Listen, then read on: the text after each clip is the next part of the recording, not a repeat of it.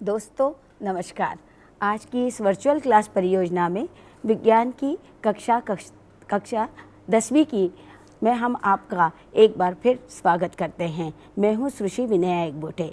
आज हम पुनः ईंधन की ओर जा रहे हैं। हमने पिछली कक्षा में पढ़ा था कि ईंधन क्या होते हैं, साथ ही साथ हमने देखा था कि ईंधनों का एक निश्चित ऊष्मीय मान होता है, ईंधनों का एक ज्वलन ताप होता है, ज्वलन ताप पर आकर ही कोई ईंधन जलता है। यदि ज्वलन ताप से नीचे तापक्रम हो तो ईंधन जलता नहीं है। साथ ही साथ हमने ये भी देखा था कि प्रत्येक ईंधन का ऊष्मीय मान भी अलग अलग होता है और उसी के अनुसार उसकी कीमत भी होती है।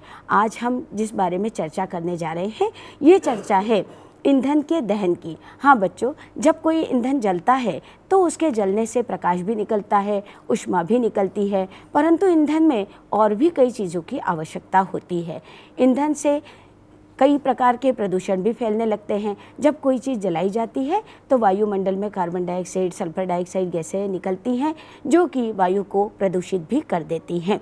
आज हम चर्चा करने जा रहे हैं कि ईंधनों में जो महत्वपूर्ण ईंधन है, जैसे कि कोयला है, कोयला कैसे बनता है, कोयले के कितने प्रकार होते हैं, कोयले को जलाने से कौन सी गैसें बनती हैं, और साथ ही साथ हम ये भी देखेंगे कि इसमें से निकलने वाली गैसें किस प्रकार प्रदूषण करती हैं।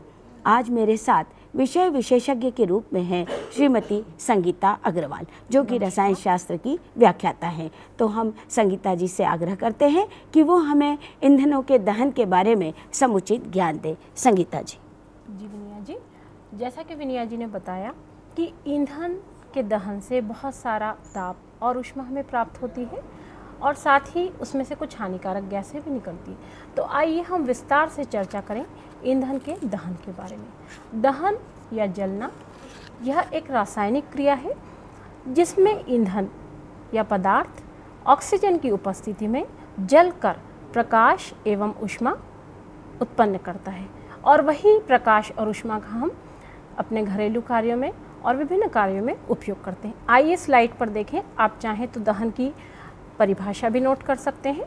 दहन एक रासायनिक अभिक्रिया है जिसमें कोई पदार्थ ऑक्सीजन या वायु में जलता है एवं ताप और प्रकाश के रूप में ऊष्मा उत्पन्न करता है।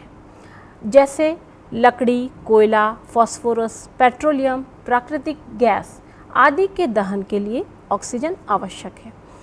कुछ उदाहरणों द्वारा हम समझ सकते हैं कि वायु या ऑक्सीजन किस प्रकार दहन में या जलने में मदद करती है। हम सबसे पहले जब देखते हैं एक मोमबत्ती अगर हम जलाएं और उस मोमबत्ती को हम बाहर खुली छोड़ रहे हैं तो वो जलती रहती है, लेकिन अगर उस मोमबत्ती पर, जलती हुई मोमबत्ती पर हम एक ग्लास उल्टा करके ढक दें तो आप देखेंगे कि किस प्रकार क्या वो मोमबत्ती जलती है या नहीं। आप देखिए, ये मोमबत्ती आपको जलती हुई दिखाई दे रही है। इस प्रकार ये मोमबत्ती जल रही है। अभी इसे पर्याप्त मात्रा में ऑक्सीजन मिल रही है। यदि हम इस पर एक ग्लास उल्टा रख दें तब देखते हैं कि कुछ देर पश्चात क्या होता है। अब आप देख रहे हैं ये मोमबत्ती बुझ गई है। हम ग्लास हटाकर भी इसे देख सकते हैं, ये मोमबत्ती बुझ गई है। अर्थात आप समझ गए हैं कि इसे ऑक्सीजन नहीं मिल रही, यानी जब तक इसे ऑक्सीजन मिलती रही वो मोमबत्ती जलती रही और जैसे ही उसे ऑक्सीजन मिलना बंद हुई वो मोमबत्ती बुझ गई।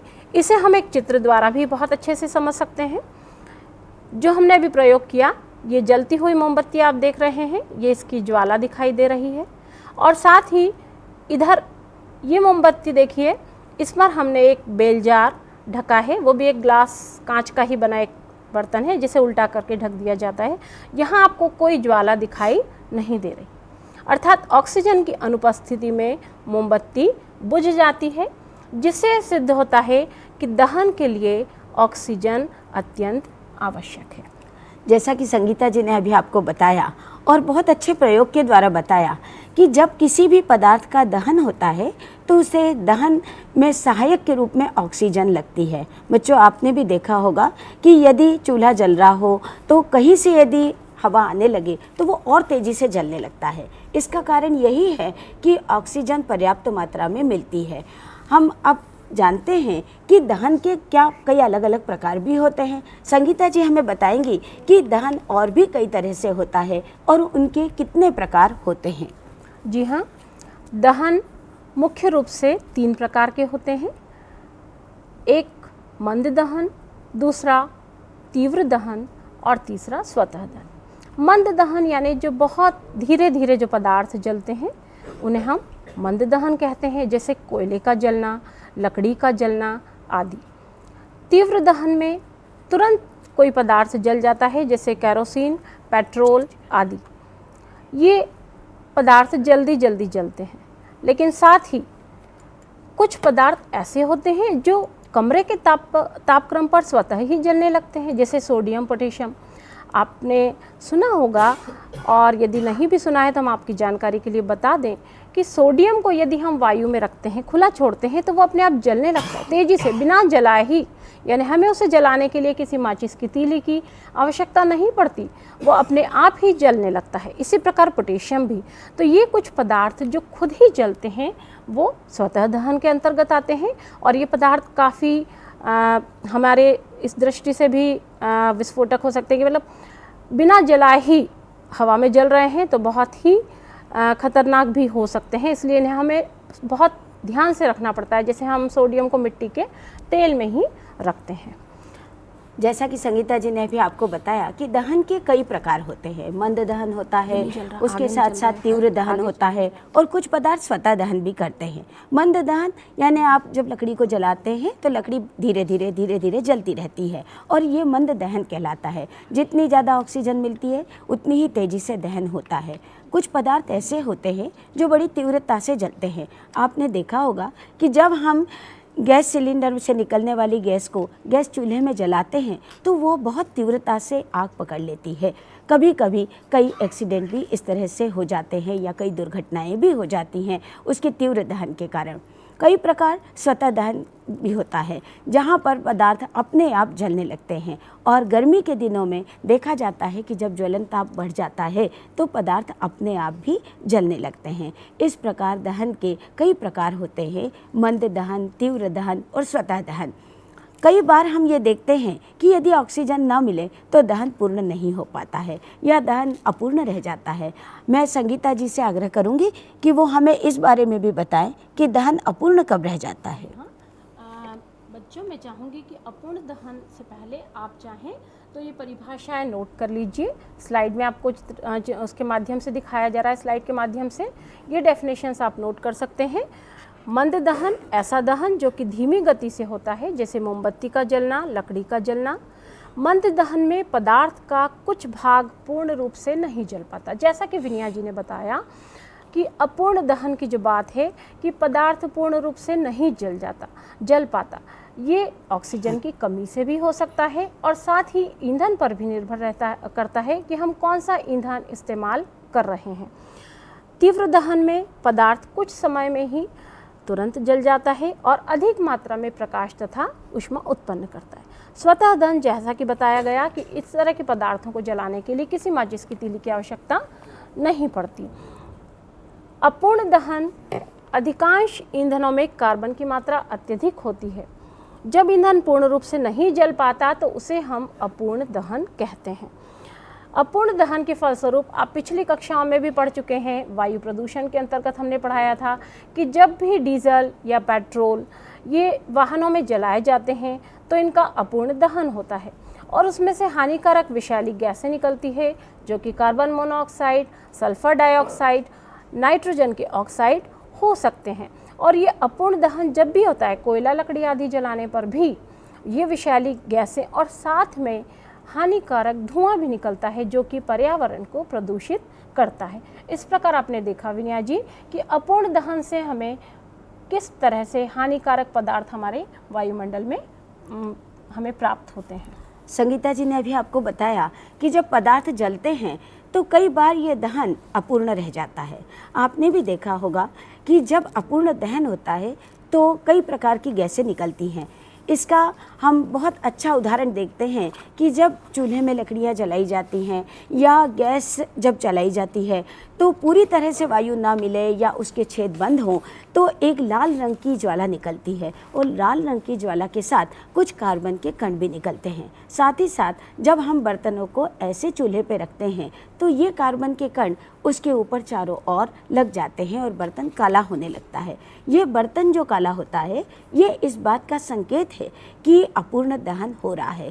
कार्बन के प्रत्येक कण को जलने के लिए पूर्ण रूप से जब ऑक्सीजन मिलती है तो वह एक विशेष फ्लेम से जलता है या विशेष ज्वाला से जलता है जो कि नीले रंग की होती है। अब मैं संगीता जी से आग्रह करती हूँ कि वो हमें और भी आगे बताएं कि ईंधनों में कोयला किस प्रकार से बनता है, कोयले के विभिन्न रूप कौन से होते हैं और कोयले के दहन से हमें ऊर्जा कितनी मिलती है। जी हाँ, हम कोयले पर पढ़ने से पहले ये आप मोमबत्ती की ज्वाला कैसी होती है इस पर भी थोड़ा सा देख लीजिए कि मोमबत्ती की ज्वाला किस किस क्षेत्र में किस तरह की मोमबत्ती की ज्वाला होती है। ये आप चित्र में देख रहे हैं, ये मोमबत्ती दिखाई दे रही है। यहाँ पर हमने अलग अलग थोड़ा सा ये भाग अलग अलग बांट दिए हैं। आप देख रहे हैं सबसे अंदर वाला हिस्सा जो कि डार्क जोन कहलाता है। यहाँ बहुत तेज प्रकाश नहीं होता, थोड़ा सा अंधेरा सा रहता है। इसके बाहर का जो भाग दिखाई दे रहा है पीला सा, ये दीप्तमान क्षेत्र या ज्योतिर्मय क्षेत्र कहलाता है। और सबसे बाहरी आपको जो परत ये दिखाई दे रही है ज्वाला, ये कुछ नीला रंग लिए हुए है और ये अदीप्तमान क्षेत्र है। जैसा कि अभी हमने बताया कि दहन के लिए ऑक्सीजन पर्याप्त होना चाहिए। सबसे अंदर के भाग में पर्याप्त ऑक्सीजन नहीं है, यही कारण है कि अंदर वाला भाग पूरी तरह से नहीं जल रहा है। यहाँ पर मोम पूर्ण रूप से नहीं जल रहा है। बाहर वाले भाग में भी पूर्ण दहन नहीं हो रहा है और मोम के जो कण हैं वो कार्बन के रूप में यहाँ पर जल रहे हैं। वो कण ही ये दीप्तमान लौ दे रहे हैं। सबसे बाहरी भाग जो नीला रंग का दिखाई दे रहा है, यहाँ चूंकि बाहर से उसे पर्याप्त ऑक्सीजन मिल रही है और इसीलिए यहाँ पर पूर्ण दहन हो रहा है और ये ज्वाला आपको नीले रंग की दिखाई दे रही है। आप एक मोमबत्ती जलती हुई भी देख सकते हैं कि किस तरह से ये ज्वाला हम देखें तो अंदर की ओर आप भी अपने घर पर ये प्रयोग करके देख सकते हैं कि सबसे अंदर की तरफ हम ध्यान से देखें बीच में तो कुछ काला सा भाग आपको दिखाई देगा। उसके बाद में पीला भाग ज़्यादा दिखाई देता है, लेकिन मोमबत्ती की ज्वाला पूर्ण रूप से बाहर भी नीली, बहुत ज़्यादा पूरी नीली नहीं होती क्योंकि यहाँ ये अपूर्ण दहन हो रहा है। यदि आप गैस बर्नर जलाते हैं, आपने अपने घरों पर जो गैस स्टोव होते हैं अगर उन्हें आप जलाएं तो आप देखेंगे कि वो गैस की ज्वाला पूरी नीले रंग से जलती है। यहाँ ईंधन का पूर्ण दहन हो रहा है क्योंकि कोयला पूरी तरह नहीं जलता, लेकिन एलपीजी जो कि गैस में आ रही है, एलपीजी गैस आपके स्टोव में, वहाँ वो पूरी तरह से वो ईंधन जल रहा है। तो कुछ ईंधन पूर्ण रूप से जलते हैं और कुछ ईंधन पूर्ण रूप से नहीं जलते। अब हम बात करते हैं जीवाश्म ईंधन की, जैसे कोयला। जीवाश्म ईंधन के बारे में आप पेट्रोलियम वाले अध्याय में भी काफ़ी कुछ पढ़ चुके हैं कि हमें जब तलछट में सूक्ष्म जीव जंतु दब जाते हैं तो हमें पेट्रोलियम प्राप्त होता है। इसी प्रकार जब जंगल के जंगल या कई सारे जहाँ वृक्ष हैं दलदल में और वो पूरे धंसते जाते, करोड़ों साल तक ये प्रक्रिया चलती है, वो ज़मीन के अंदर धंसते जाते हैं और उन वृक्षों के अवशेष जो कि हमें खानों से प्राप्त होते हैं उसे हम कोयला कहते हैं। कोयला विभिन्न प्रकार का होता है, उसमें जो विभिन्न प्रकार हैं कोयले के वो कार्बन की मात्रा के आधार पर होते हैं।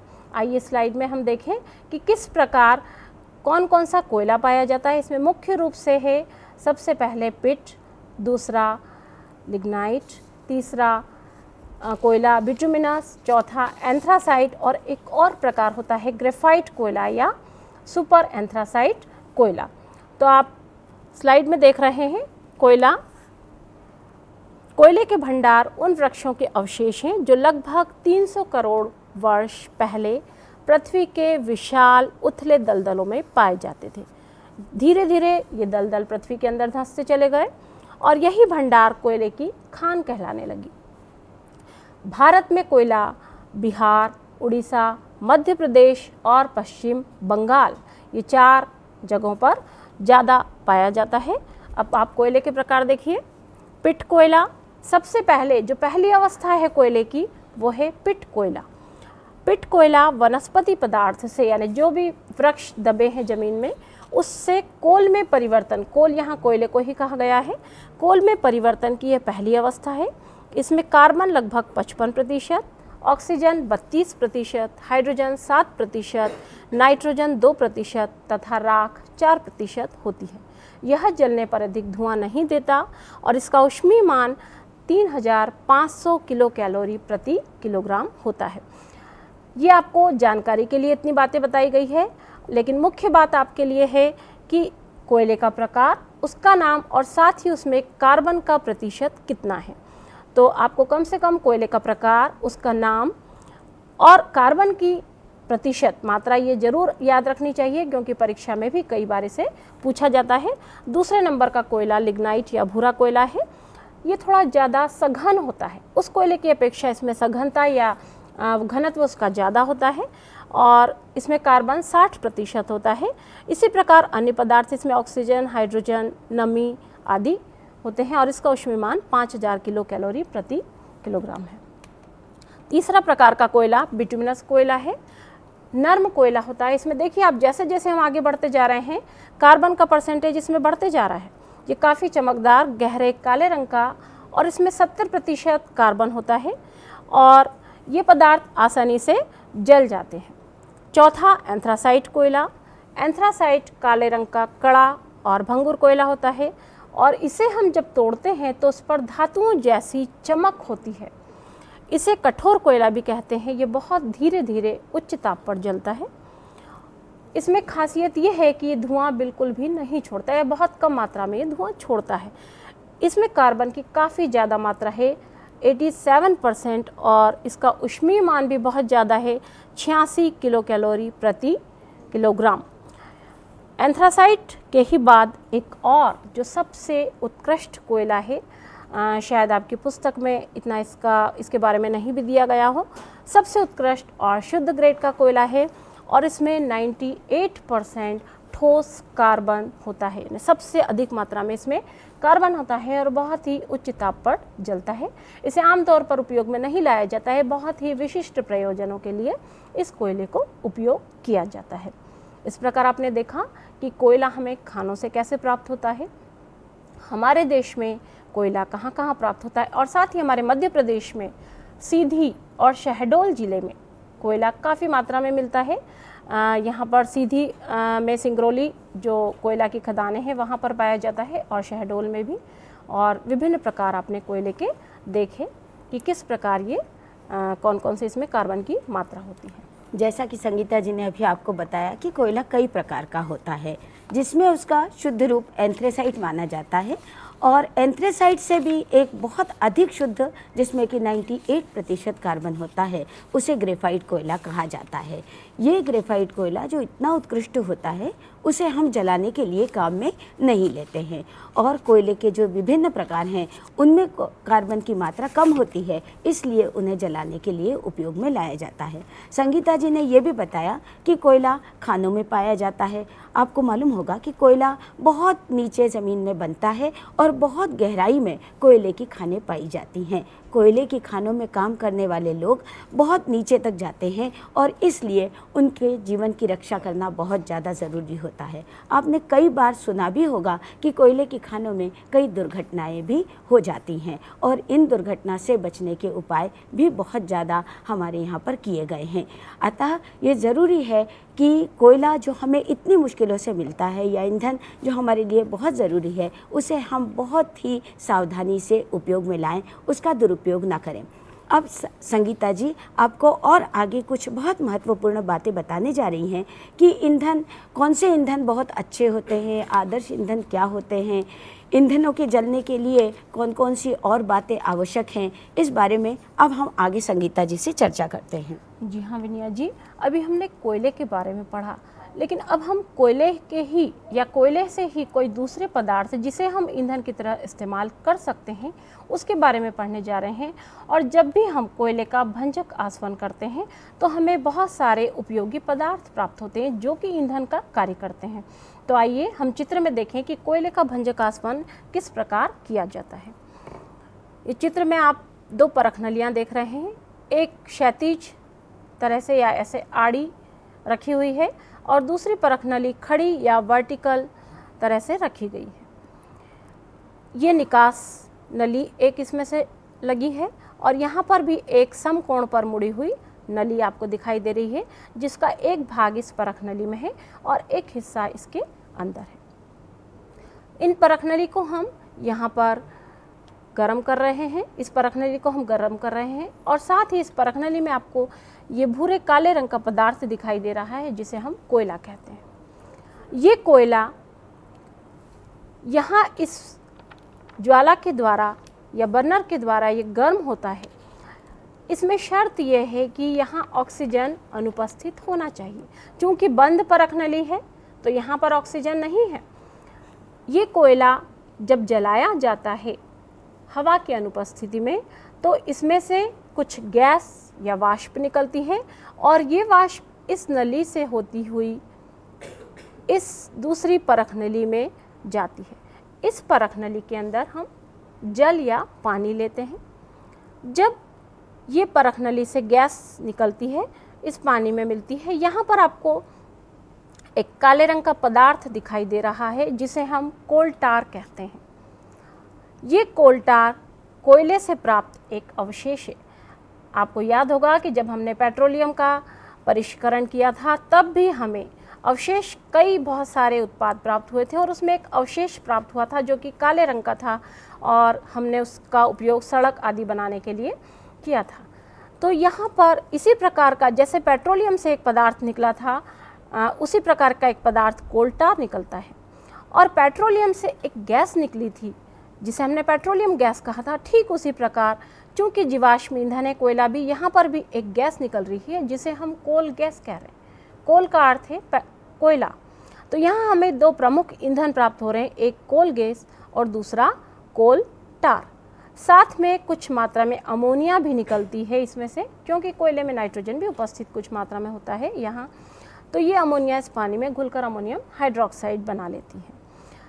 एक और अवशेष हमें यहाँ प्राप्त होता है। जब कोयला पूरी तरह से जल जाता है तब यहाँ अवशेष के रूप में जो पदार्थ हमें प्राप्त होता है उसे हम कोक कहते हैं और वो भी एक ईंधन है। इस प्रकार हमने देखा कि कोयले के भंजक आसवन से हमें तीन मुख्य ईंधन प्राप्त होते हैं जो कि हम विद्युत प्राप्त करने में या हम घरेलू ईंधन के रूप में या औद्योगिक ईंधन के रूप में इनको हम इस्तेमाल कर सकते हैं। कोयले के भंजक आसवन के अलावा हम लकड़ी का भी भंजक आसवन ठीक ऐसे ही कर सकते हैं। लकड़ी भी एक ईंधन है और जब हम लकड़ी को जलाएंगे तो हम ठीक इसी प्रकार जैसे हमने यहाँ कोयले को जलाया है, यहाँ हम लकड़ी की छीलन रखेंगे और वायु की अनुपस्थिति में उसे जलाएंगे। जो पदार्थ हमें प्राप्त होगा उसे हम वुड टार कहेंगे। कोल टार की जगह वो वुड टार कहलाएगा। और यहाँ पर भी हमें एक गैस प्राप्त होगी और यहाँ पर हमें अवशेष प्राप्त होगा। इस प्रकार हम लकड़ी और कोयले के द्वारा, जो कि एक ईंधन है, और भी नए तरह के ईंधन हम प्राप्त कर सकते हैं। संगीता जी ने आपको बताया कि कोयले का भंजक आसवन करना। आसवन आप जानते हैं कि जब पदार्थों को जैसे पानी को गर्म किया जाता है और उसकी भाप को हम ठंडा करते हैं तो हम उसे आसवन कहते हैं। पर आपने यहाँ पर एक अलग ही आसवन देखा जो लकड़ी का और कोयले का आसवन है। कोयले का आसवन करना यानी उसको वायु की उपस्थिति में गर्म करना। जब वायु की अनुपस्थिति में जब हम उसको गर्म करते हैं तो वह जलता नहीं है, बल्कि उसमें जितने पदार्थ उपस्थित रहते हैं अलग अलग, वो वाष्प रूप में बाहर आने लगते हैं और उस वाष्प को हम ठंडा करते हैं। जब इस प्रकार कोयला आश्रित होता है तो आपने अभी देखा कि हमें कई बहुत ही बहुउपयोगी पदार्थ मिलते हैं जो कि ईंधन के रूप में हम काम में ला सकते हैं।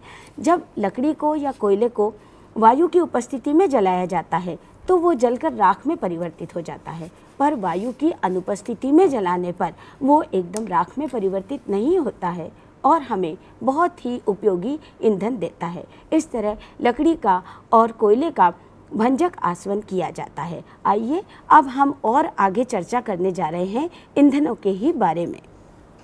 आपने पिछली कक्षाओं में पढ़ा था कि ईंधन 3 प्रकार के होते हैं, ठोस ईंधन, द्रव ईंधन एवं गैसीय ईंधन। हमने ठोस ईंधन में विशेष रूप से कोयले के बारे में विस्तार से पढ़ा। द्रव ईंधन के रूप में आप पिछली कक्षाओं में काफ़ी पढ़ चुके हैं। पेट्रोलियम में हमने पूरे ही द्रव ईंधन आपको बताए थे। पेट्रोलियम के जितने भी उत्पाद हैं, डीजल, कैरोसिन, लुब्रिकेंट ऑयल और साथ में खास पेट्रोल, ये सभी पदार्थ आप यहाँ पर देख भी रहे हैं। पेट्रोल, ये आप पेट्रोल देख रहे हैं, ये कैरोसिन ऑयल और ये ईंधन तेल या फ्यूल ऑयल, ये तीनों ही पदार्थ आपने देखा कि इनका मुख्य रूप से उपयोग हम घरेलू ईंधन में केरोसिन का और साथ ही पेट्रोल और फ्यूल ऑयल का इस्तेमाल हम वाहनों के चलाने में करते। जब इन पदार्थों का दहन होगा, ऊष्मा प्राप्त होगी और जिससे वाहन चलेंगे। आइए अब हम बात करते हैं। चूँकि हमने द्रव ईंधन काफ़ी कुछ पूरा ही हमने पेट्रोलियम में पढ़ा था, इसलिए हम आगे बढ़ रहे हैं गैसीय ईंधन। गैसीय ईंधन भी यदि आपको याद हो तो हमने पेट्रोलियम से 2 प्रकार की गैस निकाली थी। एक तो स्वतः पेट्रोलियम के ऊपर ही हमें प्राप्त हुई थी, जिसे हमने प्राकृतिक गैस या नेचुरल गैस नाम दिया था, और वो हम अलग से पाइप द्वारा निकालते थे। लेकिन एक और गैस हमने निकाली थी LPG या लिक्विफाइड पेट्रोलियम गैस, जो कि हमने पेट्रोलियम के प्रभाजी आसवन से प्राप्त की थी। LPG का उपयोग भी हमने आपको बताया था कि इसे रसोई घरों में हम इस्तेमाल करते हैं। लेकिन LPG एक बहुत अच्छा ईंधन क्यों है, ये आज मैं आपको ज़रूर बताना चाहूँगी कि क्यों हम घरेलू ईंधन के रूप में LPG का इस्तेमाल करते हैं। जो भी ईंधन है, जो आदर्श ईंधन है, उसमें कुछ एक प्रमुख बातें होना बहुत ज़रूरी है। उसका ऊष्मीयमान अधिक होना चाहिए, एक संतुलित दर से उसका दहन होना चाहिए, उसके भंडारण और परिवहन की ठीक से व्यवस्था होना चाहिए, सुलभ प्राप्ति उसकी होना चाहिए। यानी कुछ ऐसी बातें हैं जो कि एक आदर्श ईंधन में होना चाहिए, और वो सभी बातें लिक्विफाइड पेट्रोलियम गैस के लिए लागू होती है और इसीलिए हम उसका उपयोग घरेलू ईंधन के रूप में करते हैं। आइए आप स्लाइड के माध्यम से देखिए कि किस प्रकार कौन कौन सी चीज़ें एक अच्छे ईंधन में भी होना चाहिए, और हम LPG को देखें कि LPG एक अच्छा ईंधन क्यों है। LPG एक अच्छा ईंधन इसलिए है क्योंकि उसका ऊष्मीयमान अधिक होता है। 1 ग्राम LPG गैस स्टोव में जलने पर 50 किलो जूल ऊष्मा उत्पन्न करता है। साफ सुथरा घरेलू ईंधन है जो कि धुआं उत्पन्न नहीं करता, जलने पर हानिकारक गैस उत्पन्न नहीं करता। आप देखते हैं अपने घरों में भी जब हम जलाते हैं, नीली लौ और बहुत ही अच्छी लौ जलती है, कोई धुआं नहीं निकलता, कोई विषैली गैसें नहीं निकलती। इसका दहन पूर्ण रूप से होता है, कोई अवशेष नहीं बचता, न कोई राख इसमें बचती है। भंडारण और परिवहन में आसान होता है। अब आदर्श ईंधन के लक्षण देखिए आप। उच्च ऊष्मीयमान होना चाहिए, उचित दहन ताप होना चाहिए, दहन की संतुलित दर होना चाहिए, अज्वलनशील पदार्थों की मात्रा कम होना चाहिए, दहन के उपरांत विषैले पदार्थ नहीं निकलना चाहिए, सुलभ और पर्याप्त उपलब्धता होना चाहिए, मूल्य कम होना चाहिए और भंडारण तथा परिवहन में आसानी से होनी चाहिए। जहाँ तक मूल्य कम की बात है तो दोस्तों, मूल्य तो बढ़ता जा रहा है पेट्रोलियम पदार्थ का, और उसके काफ़ी हद तक कारण भी हम ही हैं कि हम अंधाधुंध जिस तरीके से जीवाश्म ईंधन का और प्राकृतिक संसाधनों का उपयोग कर रहे हैं, तो ये मूल्य तो बढ़ेगा ही। कोई भी ईंधन सस्ता नहीं रहने वाला है, और हम देख रहे हैं कि जो भी ईंधन एक अच्छा ईंधन है उसे हमें काफ़ी मात्रा में बचाना भी है, उसका दुरुपयोग नहीं करना है हमें। तो क्या आपको ईंधन का यदि चुनाव करना है तो कुछ प्रश्नावली आपके सामने, एक प्रश्नावली आई है कि आपको ये चुनाव करना है कि क्या वो ईंधन अच्छा है। तो आप ये प्रश्न पढ़िए, 10 प्रश्न दिए हैं इसमें। क्या यह आसानी से जलता है? क्या यह लगातार जलता है? क्या यह पर्याप्त ऊर्जा मुक्त करता है? क्या यह पर्याप्त मात्रा में उपलब्ध है? क्या इसका भंडारण सुरक्षित और आसान है? क्या यह जलने पर वायु को प्रदूषित करता है? क्या इसका परिवहन आसान और सुरक्षित है? क्या इसमें काफ़ी राख बचती है? क्या इसकी कीमत अधिक है? क्या यह दूसरे प्रयोजनों के लिए अधिक उपयोगी है? अगर आपके उत्तर पहले 6 प्रश्नों के लिए हाँ हुए और बाकी 4 प्रश्नों के लिए ना हुए तो निश्चित रूप से वो आदर्श ईंधन है, अन्यथा वो आदर्श ईंधन नहीं कहलाएगा। तो इस तरह आप समझ गए होंगे कि आदर्श ईंधन किसे कहते हैं और हमें किस तरह ईंधन की बचत करना चाहिए। अभी मैं आपको ये बताने जाऊंगी कि ईंधन की बचत भी कैसे करते हैं। अभी संगीता जी ने आपको बताया कि आदर्श ईंधन क्या होता है और हम इस निष्कर्ष पर पहुँचे कि गैसें एक आदर्श ईंधन के रूप में उपयोग में लाई जाती हैं। हम देख ही रहे हैं कि पहले लोग लकड़ी का उपयोग ज़्यादा करते थे, धीरे धीरे कोयले का उपयोग होने लगा और अब वो समय आ गया है जब हम एलपीजी गैस की बनी चूल्हों का उपयोग करते हैं।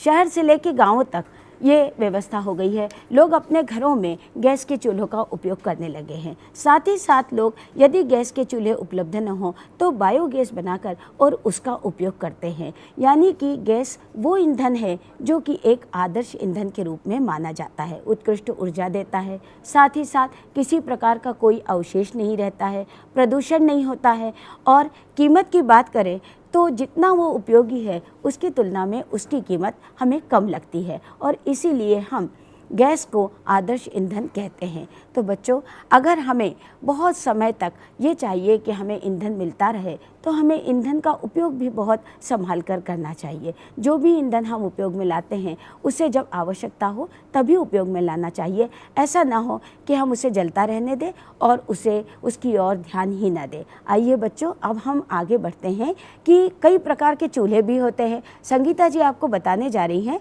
कि चूल्हे कितने प्रकार के होते हैं और कैसे कैसे उन्नत चूल्हे बनते चले गए। जी हाँ दोस्तों, ये देखिए आप कुछ चित्र आपको दिखाई दे रहे हैं और इन चित्रों में आप विभिन्न प्रकार के चूल्हे देख रहे हैं। जब बात आती है, अधिकतर हमारे देश में ग्रामीण क्षेत्र है और वहाँ पर लकड़ी कोयला काफ़ी मात्रा में जलाए जाते हैं। तो जो लकड़ी जलाई जा रही है आप देख रहे हैं यहाँ ये जो चूल्हा आपको दिखाई दे रहा है, सीधे खुली आंच में बिल्कुल लकड़ियाँ यहाँ रखी है और इस तरह से 2 पत्थर या ईंट रख दी गई है और इस पर ये हांडी चढ़ा दी गई है। आप देख रहे हैं कितनी मात्रा में ऊष्मा और ताप यहाँ से व्यर्थ जा रहा है। अगर हम कुछ और चूल्हे देखें, ये भी ज़्यादा अच्छा रूप नहीं है, इसमें भी काफ़ी मात्रा में ऊर्जा की हानि होगी। लेकिन जब हम और अधिक जो नादा चूल्हा, सहयोग चूल्हा, जल निगम चूल्हा, ये विभिन्न नाम दिए गए हैं चूल्हों के, यहाँ हम ध्यान से देखें तो आप देखिए इसे बंद किया गया है, यानी इसकी जो ऊष्मा है वो बाहर नहीं जा रही और साथ में इनमें एक छोटी सी यहाँ आपको ये चिमनी दिखाई दे रही है ताकि जो हानिकारक धुआं है वो चिमनी के द्वारा छत के माध्यम से हम उसे घर से बाहर भी निकाल सकते हैं। और यहाँ ये चूल्हे में ये 2 छिद्र आपको दिखाई दे रहे हैं, यहाँ पर भी ये 2 छिद्र है, यहाँ पर भी। तो यहाँ पर ऑक्सीजन भी पर्याप्त मात्रा में आ रही है और साथ ही इसमें व्यर्थ ऊर्जा या व्यर्थ ऊष्मा बिल्कुल नहीं जा रही। और भी आप देखिए चित्र, कुछ थोड़े से बड़े चूल्हे ये आपको आसानी से दिखाई भी देंगे। यहाँ पर भी ये चिमनियाँ आपको नज़र आ रही हैं। ये हर्ल चूल्हा, सुधरा जूनागढ़ चूल्हा और संशोधित हर्ल चूल्हा है। इनमें ऑक्सीजन के लिए भी छिद्र है और यहाँ बर्तन रखने के लिए भी एक विशेष स्थान बनाया गया है और पूरा ये बंद है, यहाँ बिल्कुल भी ऊष्मा व्यर्थ नहीं जा रही। इस प्रकार ईंधन की हम बचत कर सकते हैं। और कुछ चूल्हे देखिए, सस्ता चूल्हा, ये बहुत ही सस्ता और सुलभ चूल्हा, परिवार चूल्हा, ज़्यादा मात्रा में यदि खाना पकाना हो, और मगन चूल्हा, ये विभिन्न प्रकार के चूल्हे सिर्फ हमें ईंधन की बचत के बारे में बता सकते हैं उन क्षेत्रों में जहाँ की लकड़ी काफ़ी मात्रा में जलाई जाती है और लकड़ी जलाने के लिए जंगल के जंगल काटने पड़ते हैं। और जब जंगल कटते हैं तो हमारा पर्यावरण तो प्रभावित होता ही है और साथ ही पूरा पारिस्थितिक तंत्र भी बिगड़ जाता है। और उसका एक बहुत अच्छा उदाहरण मैं बताना चाहूँगी कि सबसे ज़्यादा हम विद्युत प्राप्त करते हैं, विद्युत हमें बहुत ज़्यादा मात्रा में चाहिए, हम विद्युत प्राप्त करते हैं ताप बिजली घरों से। ताप बिजली घर मुख्यतः कोयले से चलाए जाते हैं और कोयला इतनी मात्रा में जो हमें विद्युत प्राप्त होती है, तो जो कोयले में राख होती है वो लगभग 30% राख हमें प्राप्त होती है कोयले से, यानी कोयला जलने के बाद, और वो कहलाती है फ्लाई ऐश। फ्लाई ऐश कहलाती है और वो फ्लाई ऐश बहुत ज़्यादा पर्यावरण को प्रदूषित करती है। तो फ्लाई ऐश का उपयोग हम बहुत ही उन्नत तरीके से ईंटें बनाने में, भवन निर्माण में, यानी ये बहुत ही नई टेक्नोलॉजी भी विकसित की गई है। अगर हम फ्लाई ऐश का उपयोग भवन निर्माण में करें या उसको सीमेंट बनाने में करें या कंक्रीट बनाने में करें, ये बहुत ज़्यादा इसका उपयोग भी हो रहा है और इस पर बहुत टेक्नोलॉजी विकसित की जा रही है। तो हम काफ़ी हद तक ईंधन को भी बचा सकते हैं और पर्यावरण को भी हम बचा सकते हैं। संगीता जी ने अभी आपको बताया कि चूल्हे कितने प्रकार के होते हैं, कैसे कैसे उन्नत चूल्हे बनते चले गए और ईंधन की बचत करने के लिए उन्हें सुधारा गया। बच्चों, आज हमने ईंधन क्या होते हैं, दहन कैसे होता है, दहन के लिए आवश्यक क्या है या ऑक्सीजन की उपस्थिति में ही दहन होता है, साथ ही साथ हमने जाना कि मंद दहन किसे कहते हैं, तीव्र दहन किसे कहते हैं तथा स्वतः दहन क्या होता है। इसके साथ ही आपने जाना कि प्रकृति में कोयला कैसे बनता है। कोयले के बहुत सारे प्रकार होते हैं, बिटुमिनस कोयला, पिट कोयला, साथ ही साथ एंथ्रेसाइट और उच्च कार्बन रखने वाला कोयला जिसको कि ग्रेफाइट कोयला कहा जाता है। ये सारे कोयले के प्रकार और साथ आपने जाना कि आदर्श ईंधन क्या होता है और आदर्श ईंधन के रूप में हमने देखा कि गैसें एक अच्छा आदर्श ईंधन होती है। इसके साथ ही साथ आपने देखा कि चूल्हे कितने प्रकार के होते हैं, चूल्हों में से ऊर्जा इधर उधर न जाए इसलिए हम उनको उन्नत प्रकार के बनाते हैं ताकि हम ऊर्जा का पूरा उपयोग कर सकें। इस तरह दोस्तों, आज हमने दहन के बारे में संपूर्ण चर्चा करी और साथ ही साथ आज हमारा ये अध्याय 8 जो कि ईंधन का था वो पूर्ण हो रहा है। इस प्रकार हमने आज 8वां अध्याय पूर्ण किया है। अगले पाठ में हम और दूसरी चर्चा करेंगे। आज के लिए हम इतना ही रखते हैं और दोस्तों नमस्कार।